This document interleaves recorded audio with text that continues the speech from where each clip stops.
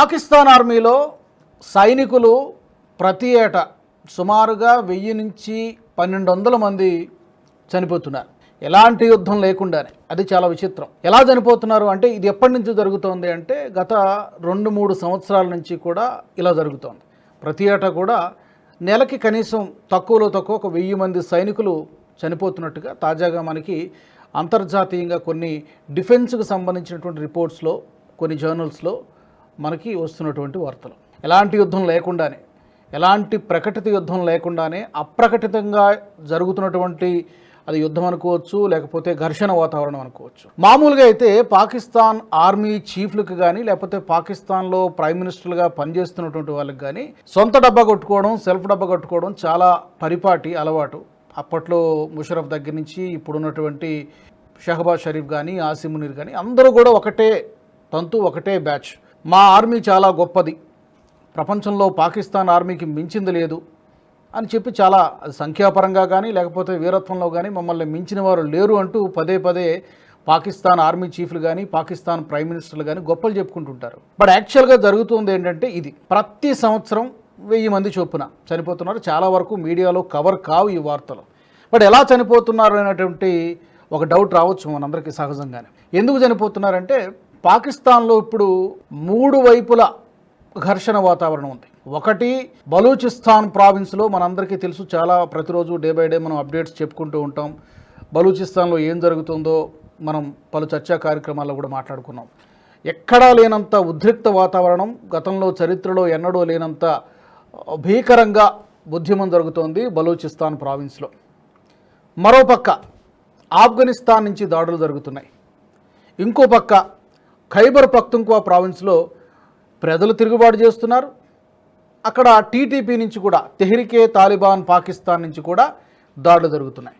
ఇలా 3 వైపుల నుంచి కూడా పాకిస్తాన్ ఆర్మీని టార్గెట్ చేస్తూ, పాకిస్తాన్ సైనికులను టార్గెట్ చేస్తూ దాడులు జరుగుతూనే ఉన్నాయి. అవుట్ పోస్టుల మీద కానివ్వండి, పోలీస్ స్టేషన్ల మీద కానివ్వండి, చెక్ పోస్టుల మీద కానివ్వండి, ఎక్కడ దొరికితే అక్కడ పాకిస్తాన్ సైనికుల్ని పచ్చడి చేస్తున్నటువంటి పరిస్థితి. ఇది లాస్ట్ 2-3 సంవత్సరాల నుంచి ఇది ఇంకా ఎక్కువైంది చెప్పాలంటే.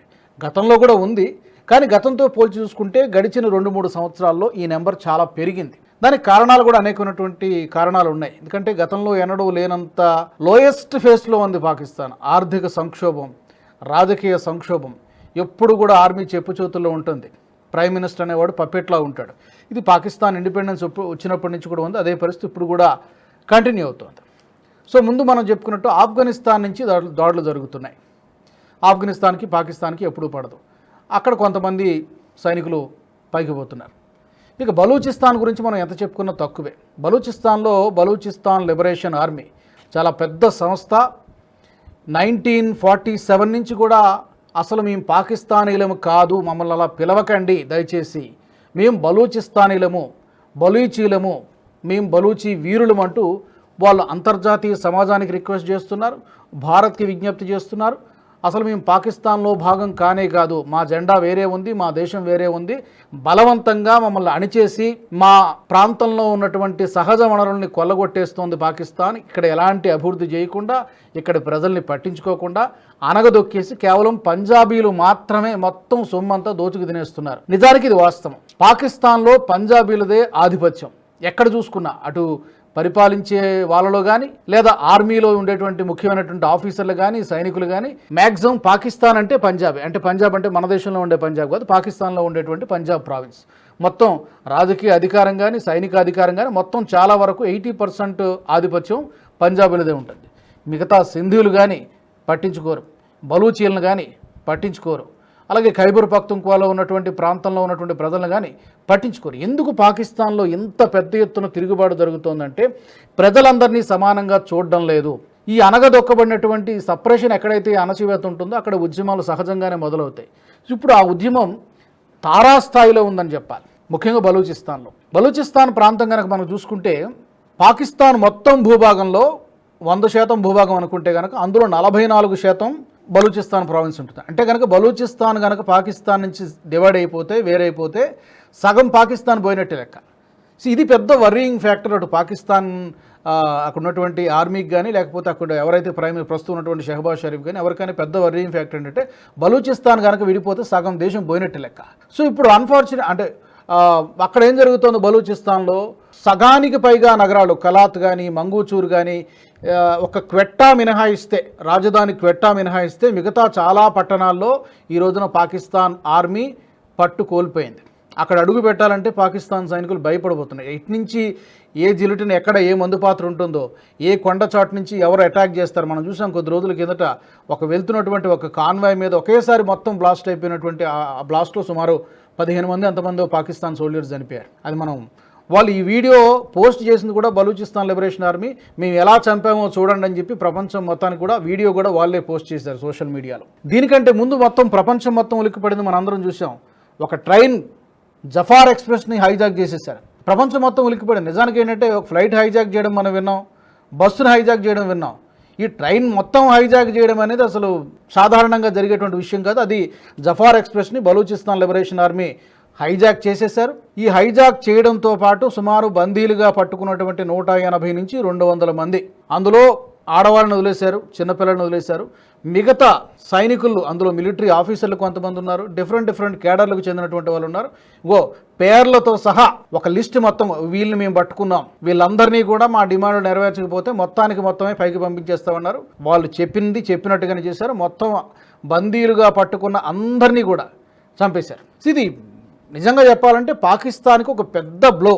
అంటే ఒక ట్రైన్ని హైజాక్ చేసి ఆ ట్రైన్లో ఉన్నటువంటి మిలిటరీ ఆఫీసర్లు మొత్తం మళ్ళీ ఏంటి వీళ్ళ దగ్గర గెరిల్లా వార్ తప్పితే వీళ్ళ పాకిస్తాన్ ఆర్మీ దగ్గర ఉన్నటువంటి అత్యాధునికమైనటువంటి ఆయుధాలు కానీ అమెరికా నుంచి అప్పు తెచ్చుకున్నవి, చైనా నుంచి అప్పు తెచ్చుకున్నవి, ఇవన్నీ డబ్బులు ఇవన్నీ ఉన్నా కూడా వీళ్ళని కంట్రోల్ చేయలేకపోతున్నారు. మొత్తం దాదాపుగా 70% చాలా పట్టణాల్లో బలూచి వీరులు పాగా వేశారు. చాలా ప్రభుత్వ ఆఫీసుల్లో పాకిస్తాన్ జెండా పీకేసి బలూచి జెండా పాతారు. అక్కడ గవర్నమెంట్ ఆఫీసులు ఎవరుంటే లేపేస్తున్నారు, సైనికులు ఎవరైనా చంపేస్తున్నారు. సో బలూచిస్తాన్ ఉద్యమం అనేది గతంలో ఎన్నడూ లేనంత ఉధృతంగా జరుగుతుంది. మనం చూసాం కొద్ది రోజుల కిందట ఒక రైటర్ కమ్ యాక్టివిస్ట్ మీర్ బలోచ్ అని ఇతను తనంతట తానే మేము ఇండిపెండెన్స్ని ప్రకటించుకుంటున్నాం అని ప్రకటించారు. అతను కూడా బలూచిస్తాన్ యాక్టివిస్టే. ఇప్పుడు కాదు, యాక్చువల్గా ఎప్పుడు 1947లోనే మేము ప్రకటించుకున్నాం, అసలు మేము పాకిస్తాన్లో భాగం కాదు, పాకిస్తాన్కి మాకేం సంబంధం లేదని చెప్పి ఆయనంతటా ఆయనే ఇండిపెండెన్స్ని బలూచిస్తాన్ ప్రకటించుకుంటున్నారని చెప్పి అంతటితో ఆగకుండా ఐక్యరాజ్య సమితికి కూడా ఒక విజ్ఞప్తి చేశారు. ఏది యునైటెడ్ నేషన్స్ పీస్ కీపర్స్ అంటారు. ఇక్కడ వచ్చి పర్యటించండి, ఇక్కడ మా బాధలేంటో మా కష్టాలేంటో తెలిస్తే పాకిస్తాన్ ఏ విధంగా దోచుకుపోతోంది, బలూచిస్తాన్ ప్రాంతాన్ని బలూచిస్తాన్ ప్రజల్ని ఎన్ని కష్టాలకు గురి చేస్తుంది, ఏ విధంగా తొక్కేస్తున్నారు అని చెప్పి యునైటెడ్ నేషన్స్కి అభ్యర్థించడంతో పాటు మమ్మల్ని ఒక ప్రత్యేక దేశంగా గుర్తించండి అని చెప్పి ఐక్యరాజ్య సమితిలో కూడా ఒక విజ్ఞప్తి చేశారు. అఫ్కోర్స్ ఇంకా దానికి ఇంకా ఏం రెస్పాన్స్ రాలేదు. బట్ ఇది మా నిరసన, ఇది మా డిమాండ్ అని చెప్పి అంతర్జాతీయంగా వినిపించినటువంటి పరిస్థితి ఈ మధ్యనే మనం చూసాం. ఐక్యరాజ్య సమితి ఒక్కటే కాదు, మిగతా దేశాలకు కూడా విజ్ఞప్తి చేశారు. పక్కనే ఉన్నటువంటి భారతదేశానికి కూడా విజ్ఞప్తి చేశారు. భారతదేశంలో పహల్గామ్ అటాక్ జరిగినప్పుడు కూడా మా మద్దతు మీకే అంటూ బలూచిస్తాన్ నుంచి కూడా ప్రజల నుంచి మద్దతు వచ్చింది, ఈ బిఎల్ఏ నుంచి మద్దతు వచ్చింది, బిఎల్ఎఫ్ బలూచిస్తాన్ లిబరేషన్ ఫ్రంట్ అది కూడా ఒక సంస్థ. ఈ రెండు సంస్థలు కూడా పోరాటం చేస్తున్నాయి లిబరేషన్ కోసం. సో బలూచిస్తాన్ నుంచి భారతదేశానికి మద్దతు ఉంది.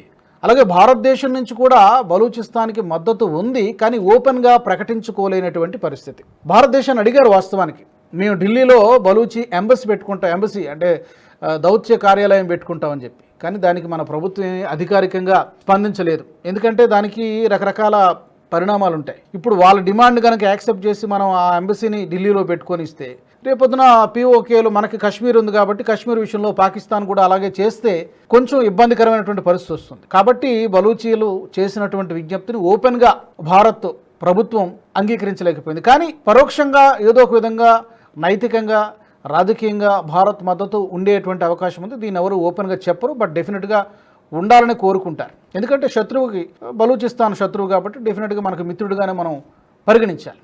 సో ఇది బలూచిస్తాన్ పరిస్థితి. ఆఫ్ఘనిస్తాన్ పరిస్థితి ఆల్రెడీ చెప్పుకున్నాం.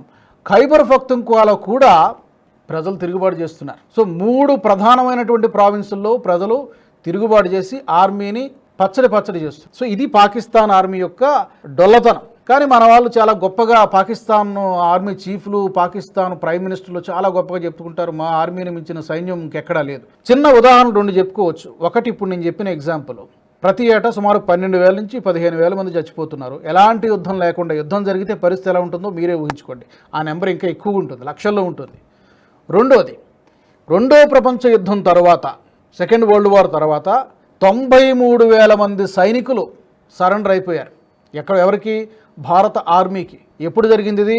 1971 డిసెంబర్ 16న జరిగింది. 93,000 మంది, తక్కువ కాదు, 1000, 2000 కాదు, 93,000 మంది పాకిస్తాన్ సైనికులు భారత్ ఆర్మీకి సరెండర్ అయిపోయారు. ఇది రెండో ప్రపంచ యుద్ధం తర్వాత ఇంత పెద్ద సంఖ్యలో ఏ ఆర్మీ కూడా, ఏ దేశానికి చెందిన సైన్యం కూడా సరెండర్ కాలేదు. అది చాలామంది అంటుంటారు, అదొక గోల్డెన్ ఆపర్చునిటీ మనకి. ఆ 93,000 మంది సైనికుల్ని మనం అడ్డుపెట్టి మా పీఓజేకే మాకు ఇవ్వండి, అప్పుడు మాత్రం వీళ్ళు మేము విడుదల చేస్తామని చెప్పి ఉంటే ఆ రోజే 1971లో జమ్మూ కాశ్మీర్ సమస్య పరిష్కారం అయ్యేది. కానీ అప్పుడున్నటువంటి ప్రధానమంత్రిగా ఇందిరాగాంధీ గారు ఉన్నారు, ఆ ప్రయత్నం చేయలేదు. కేవలం ఉత్త పుణ్యానికే వాళ్ళందరినీ కూడా పాకిస్తాన్కి వదిలేశారు. సో అదొక స్ట్రాటజిక్ మిస్టేక్ అని చెప్తారు చాలామంది. మీరు కూడా మీ ఒపీనియన్స్ని, మీ అభిప్రాయాల్ని కామెంట్స్ రూపంలో తెలియజేయండి. ఇందిరాగాంధీ గారు చేసింది కరెక్టా, తప్ప, రైటా? అండ్ అప్పుడు 1971లో ఈ 93,000 మందిని సరెండర్ చేసింది. అప్పుడు పాకిస్తాన్కి లెఫ్టినెంట్ జనరల్గా ఎవరున్నారంటే ఏఏకే నైజీ, భారత్కి లెఫ్టినెంట్ జనరల్గా ఎవరున్నారంటే జగ్జీత్ సింగ్ అరోరా. వాళ్ళిద్దరి మధ్య జరిగినటువంటిది అది. సో 93,000 మంది సైనికుల్ని అప్పుడు ఊరికినే పాకిస్తాన్కి ఇచ్చేశారు. అప్పుడు కనుక దాన్ని అడ్డు పెట్టుకుంటే కనుక ఈరోజు పీఓజేకే సమస్య ఉండేది కాదు, ఇంతమంది సైనికులు చనిపోయేవారు కాదు, అసలు ఈ ప్రాబ్లమే ఉండేది కాదు. అది రెండో మిస్టేక్.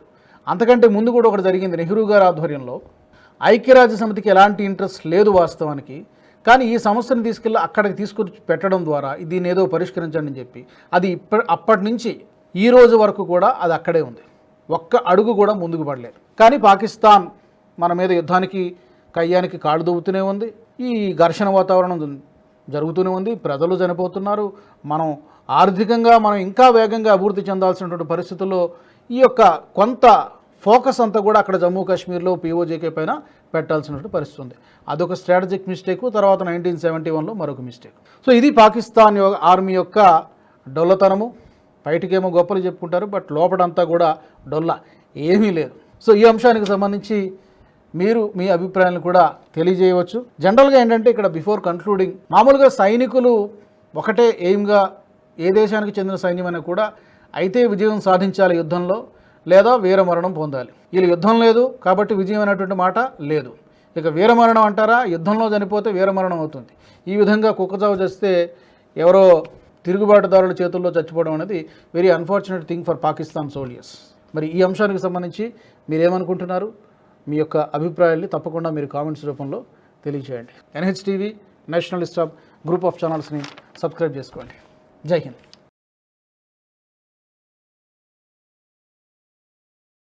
ఈ వీడియో మీకు నచ్చినట్టయితే లైక్ చేయండి, 10 మందికి షేర్ చేయండి. అలాగే కామెంట్ల రూపంలో మీ అభిప్రాయాలను మాతో పంచుకోండి. Nationalist hub group of channels ను సబ్స్క్రైబ్ చేసుకుని తెలుగునాట జాతీయవాద జర్నలిజాన్ని ప్రోత్సహించండి. ఈ వీడియో కింద ఉన్న బెల్ ఐకాన్ పై క్లిక్ చేయడం మర్చిపోవద్దు.